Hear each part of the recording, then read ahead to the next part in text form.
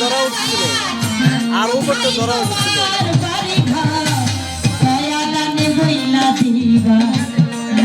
তোমার তরিকার আমার দয়াল দয়া করে বলে দিবা গানটা শেষ হয়ে চলে যাবো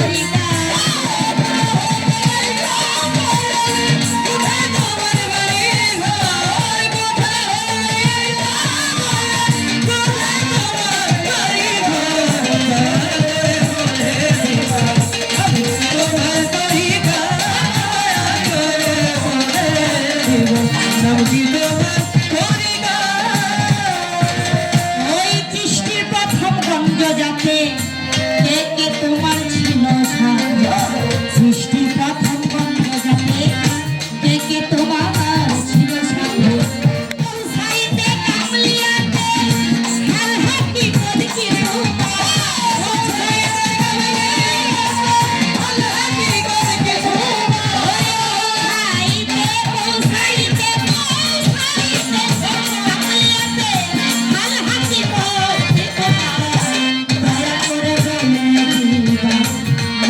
তোমার তরিকার আমার দয়াল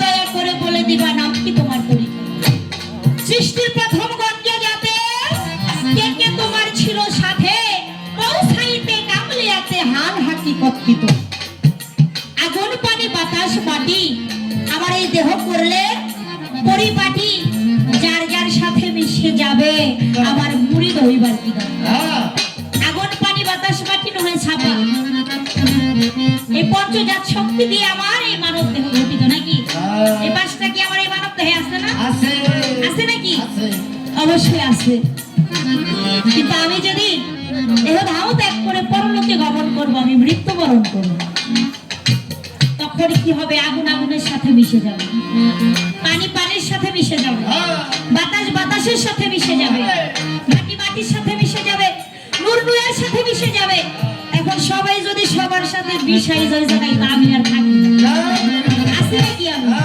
সবাই তো সবার লাগে মিশাই গেল তাইলে এই যে মুড়িদ যে হইতে হইব তাইলে এই মুড়িদ থাকতে হবে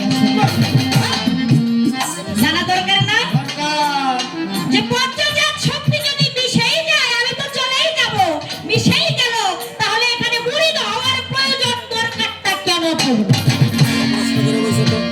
আর মুড়িদটা যদি হতে হয় এখানে কি মুড়িদ হবে কোন সত্তাটা আপনার কাছে মুড়িদ হবে আসলে বিষয়টা কি এখান থেকে দয়াল একটু আলোচনা করে আমাদেরকে রস প্রদান করবে কেননা এই যে মুড়িদ হওয়া গুরু ধরো গুরু ধরো গুরু ধরো আমরা শুনি না গুরু ধরো আসলে প্রকৃত গুরুর কি ধরতে বলছে গুরুর কি হাত ধরতে বলছে গুরুর পা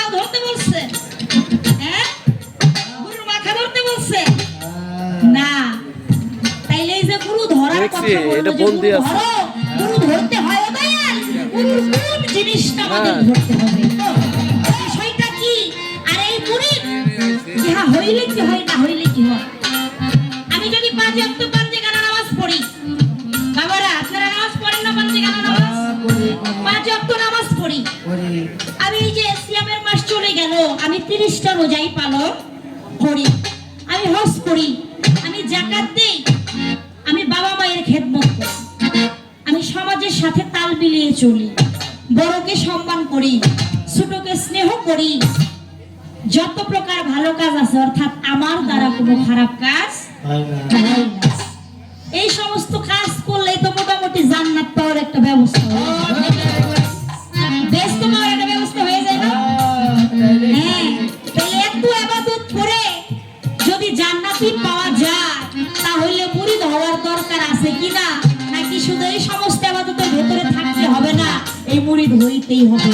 আসলে বিষয়টা কি, এই বিষয়টা আমাদের একটু ক্লিয়ার করে দিলে এই মুরিদের ব্যাপারে তাগিদটা আমরা আরেকটু গুরুত্ব সহকারে বুঝতে পারবো। কি বলেন? অনেকে আছে, আরেকটা কথা আমি দয়ালের কাছে রাখতে চাই, বর্তমানে বাপ মা বাঁচে আছে, জীবিত আছে, বাপ মা যতদিন জীবিত থাকে ততদিন মুরিদ হইতে হয় না। আমার তো বাপ মা আছে, বাপ মাই আমার জন্য বড় গুরু। এরা যেদিন মারা যাবে, মানে বাবা মা জীবিত থাকতে মুরিদ হইতে তারা ইচ্ছা পোষণ করে না, তারা ইহাই বোঝায় যে বাবা মা মৃত্যুবরণ করলে তারপরে তারা একটা গুরু হতে পারবে, আর গুরু ধরে গুরুরে বাজান দিয়ে আর এখন আপনার কাছে দয়াল এই বিষয়টা একটু আমার থাকবে, আপনি একটু খুলাসা করবেন যে এই ধরনের কথা আমরা যারা বলি যে বাপ মা জীবিত আছে আর মুরিদ হওয়ার দরকার কি, আসলে বিষয়টা কতটুকু সঠিক এবং গ্রহণযোগ্য, নাকি এই কথাটা কি আদৌ সঠিক নাকি এটা সঠিক না, এই বিষয়টাও আপনি একটু ক্লিয়ার আমাদেরকে করে দিবেন। আর এই মুরিদ হওয়ার ব্যাপারে আল্লাহ পাক পবিত্র কোরআনের ভিতরে কোন দলিল আকার ইঙ্গিত দিয়েছে কিনা, আজকে যাহা আমরা শুনবো কোরআন দিয়ে হাদিস দিয়ে, নাকি যাহা দলিলে আছে তাহা বলিব, আর যাহা নাই সে বিষয়ে আলোচনা করবো না। তাই সেখান থেকে দয়াল যেন এই মুরিদ তত্ত্বভেদ নিয়ে কিছু আলাপ আলোচনা করবো।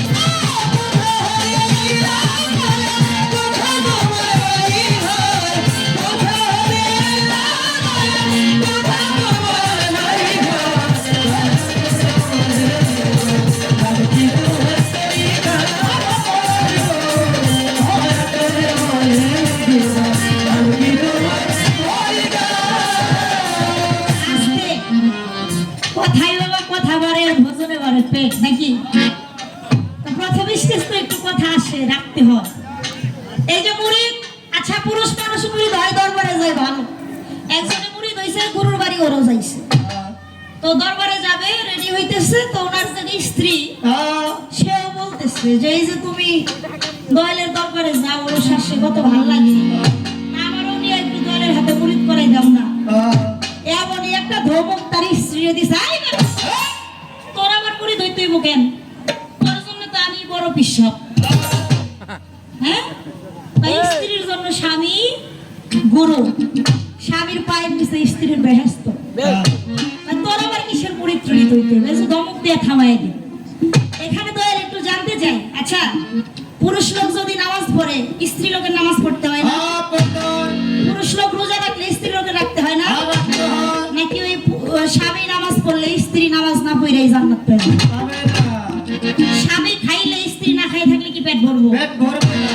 তাহলে সবই যদি সমান সমান হয়, তাহলে মুরিদ হওয়ার বেলা যে নারীদের জন্য স্বামী যথেষ্ট। হ্যাঁ, আবার অনেক অনেক দরবারে যা দেখি মহিলারাও দলে দলে মুরিদ। এই যে একটা ঘূর্ণি বাগের মধ্যে দয়াল আমরা পড়ে আছি, এই ব্যাপারটা আপনি একটু আমাদের কোরআন থেকে দলিল দিয়ে ক্লিয়ার করে দিবেন যে আসলে কি নারীদের মুরিদ হইতে হইব নাকি হবে না, মুরিদ না হলেও চলবে, অর্থাৎ ওই স্বামীর ভজনা করলেই সব ঠিক হয়ে যাবে, নাকি? এই বিষয়গুলো একটু ক্লিয়ার করলে তাহলে এই তরিকতে এই নারী পুরুষ এবং এই তরিকার বিষয়টা, মুরিদের বিষয়টা আমরা উভয়েই যে আসলে মূল তরিকতটা কি, এই বিষয়বস্তুটা যেন আমরা ভেতরে ধারণ করে পূর্ণাঙ্গ গুরু সেবা আমরা করতে পারি।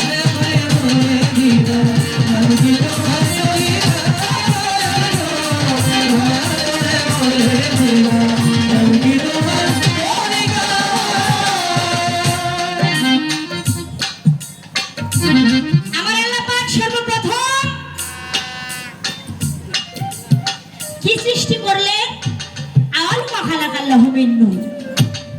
আল্লাহ সর্বপ্রথম সেই মোহাম্মদী নূরে সত্তাকে তৈরি করলেন নাকি? নূরকে সৃষ্টি করে জিজ্ঞাসা করেছিলেন আলাস্তুবি রাব্বিকুম, হে নূর বলো তুমি কার? নূরে তখন বলেছিল আনা নাম আমি, আমার তুমি তোমার। আবারও প্রশ্ন করে নূরে একই জবাব দেয়। এরকম করে এর রুহানি খাদ্য বাতাসটা বন্ধ করে দিয়ে 5টি ভাগে যখন বিভক্ত করিলেন, 70,000 বছর পরে পুনরায় নূরকে আবার জিজ্ঞাসা করলেন আলাস্তুবি রাব্বিকুম, হে নূর বলো তুমি কার? নূরে তখন জবাবে কি বলেন? ওই যে 5 ভাগে বিভক্ত হইল, নূরে তখন নত হয়ে বলে ইয়া কালু বাবা, আপনি আমার প্রভু আর আমি হইলাম আপনার গোলাম। আচ্ছা, মুরিদ যদি হইতে হয় বুঝলাম, মুরিদ হইতে হবে, কিন্তু দেখা গেল সৃষ্টি জগতের ভিতরে তো ইয়া কালু বালা হইলাম আমরা প্রত্যেকটা লোকই আনুগত্যের বায়াত করে আসছি, মুরিদ হয়ে আসছি না? মুরিদ যদি পূর্বে হয়ে আসি, তাহলে এই জগতে আইসা আবার নতুন করে এই যে মুরিদ হওয়ার কথা আপনারা বলেন যে মুরিদ হইতে হবে, এই বিষয়টা আসলে কি? এই বিষয়টা আমাদের মাঝে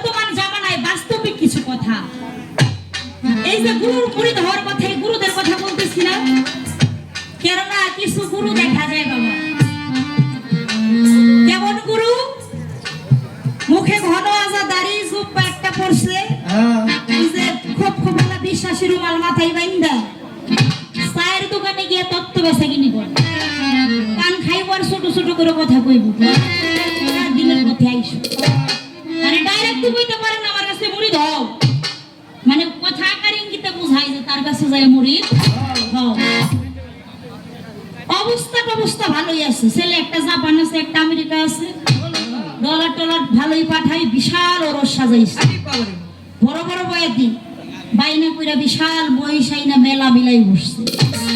এত বড় পিসাব, তার পিছনে যদি 2-4টা ভক্ত না থাকে হয় নাকি? ওই যে বাজারে গিয়ে দেখে একটু দুর্বল প্রকৃতির লোক, মানে যে ভ্যান চালায়, রিক্সা চালায়, কিছু গরিব মানুষ আছে, ওদের ডাইকে ডাইকে গায়ে সারাদিন এই যে ভ্যান গাড়ি রিক্সা চালাস, কয় টাকা বেতন পাস? 300-500 মাস, কোনোদিন 400-500, আবার কপালে দুর্গতি হইলে ওই 1-150 টাকাও হয়। মানে এটা ভাগ্যগুণী, তেমন ইনকাম হয় না। বলতেছে তোর কোনো কাজ নাই, আমার ব্যাগটা নিয়ে ঘুরবে, একটু বাজান বাজান করে রোজ 1000 করে দিন। আমি মনে মনে ভাবতেছে ব্যবসা তো আমার খারাপ না, লগে যাবো, ভালো ভালো খাওয়া পাবো, একটু বাজান করে ডাকলেই রোজ 1000 ইনকাম সোর্স না। এই যে ভক্ত মানে মুড়ি ধরে গেল, 1000 টাকার বিনিময়ে ইমান বাঁচা কিনা শেষ। আর গুরু একটা হয়ে গেছে, গুরু তো হয়েছে ভালো বাবা, সে খেলার প্রতি পাবে তো দূরের কথা, তার সম্পর্কে একটু তল্লাশি করে জানাশোনা হইলে দেখা যায় সে প্রকৃত কারো কাছে মুড়ি হয়ে যায়।